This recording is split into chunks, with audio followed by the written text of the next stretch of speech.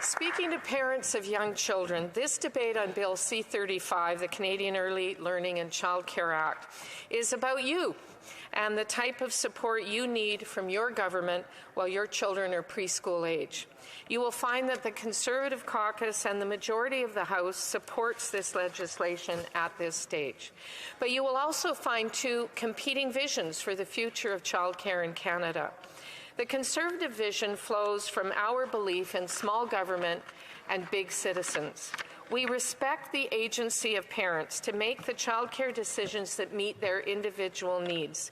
That means we must make sure families have financial flexibility to create the life they dream of for themselves and their children. To do that, we have to make life more affordable, lower taxes, and leave more of their hard-earned dollars in their pockets. I was part of the previous Conservative government that promoted income splitting for families, implemented a child care tax credit and the universal child care benefit, and we did so with a balanced budget. The child care benefit was a direct cash transfer to Canadian families that gave them more flexibility in their child care choices with no strings attached. It was so well received that when the Liberals came to office, they decided to keep it in place and rebranded it as the Canada Child Benefit. The benefit was universal and supported the needs of every child in Canada. Unfortunately, the vision of the NDP Liberal government fails to meet that standard. Bill C-35 will not help every preschooler in Canada, not by a long shot. This legislation flows from their core belief that government is the best solution to societal problems. That's why the bill gives more power to the government to decide who gets child care support and who will provide the services. What they are offering is an Ottawa knows best solution, forcing provinces to give the federal government more control over their jurisdiction. For example, the child care agreement with BC will direct $3.2 billion into the child care system with one key condition, that those dollars only be allocated to run regulated daycares. That means families that choose to have a parent take time away from work to focus on the most formative years of their child's life will not benefit from this spending. Parents working shifts beyond the hours of operation of regulated daycares will not receive any further support. Parents who prefer to rely on family members for childcare won't receive support. This includes new Canadians, many of whom are waiting for the arrival of grandparents to help with their childcare, but are stuck in the Liberal-made backlog at the Immigration Department that is well over 2 million applications long. Many Indigenous parents who distrust childcare institutions, given their family experience with residential schools, will not receive support when they arrange childcare alternatives. Parents in rural and remote communities where regulated childcare is often not available will not get a nickel of support.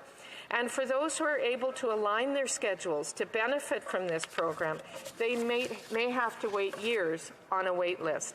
That said, the childcare agreement with British Columbia will help some families, but far too many are being left behind.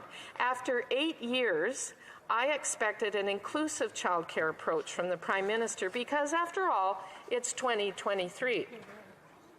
His Deputy Prime Minister promised better. When she introduced the child care plan in her budget, she said, and I quote, "This is women's liberation. It will mean more women no longer need to choose between motherhood and a career. This is feminist economic policy in action," end quote. This is typical of the Liberal government. Big promises, but no follow-through. Bill C-35 and the related childcare agreements fall demonstrably short.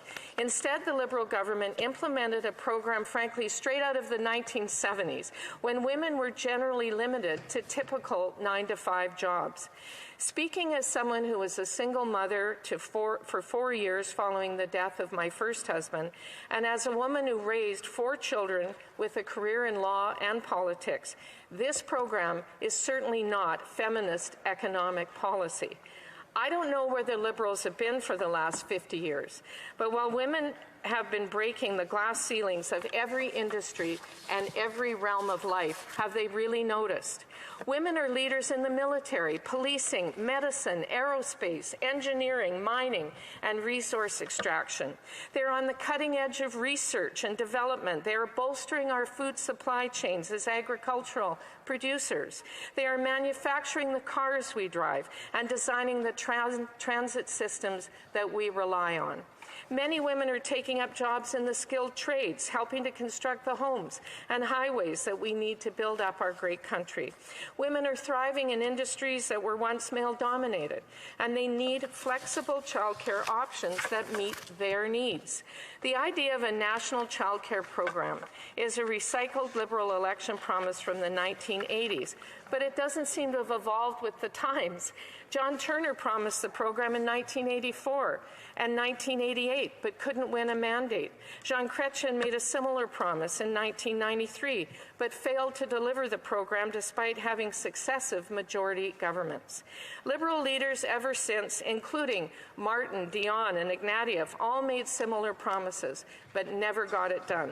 The current Prime Minister copied and pasted the program into their election platform, but failed to modernize it for women working in today's economy. And to make matters worse, the program fails to live up to the standards set by the courts. In 2010, as an administrative law judge with the Canadian Human Rights Tribunal, I presided over the Johnston case. Fiona Johnston worked rotating shifts as a border services officer. Her childcare preference was to rely on family to care for her children, but her family was only available 3 days a week. She sought accommodation from her employer, the Canadian Border Services Agency, requesting that she work full-time with extended shifts over those 3 days. Her employer refused her request, believing they had no obligation under the Canadian Human Rights Act to accommodate her personal choices around childcare. After hearing testimony from several childcare experts on availability and quality, I made a precedent-setting decision that found the CBSA discriminated against Fiona Johnston by failing to accommodate her childcare request. My decision, which has since been upheld by the Federal Court of Appeal, protected childcare choice as a right for working parents under the ground of family status in the Canadian Human Rights Act.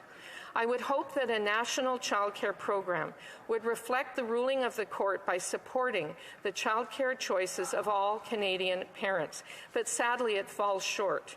In fact, the bill itself is a half-hearted effort.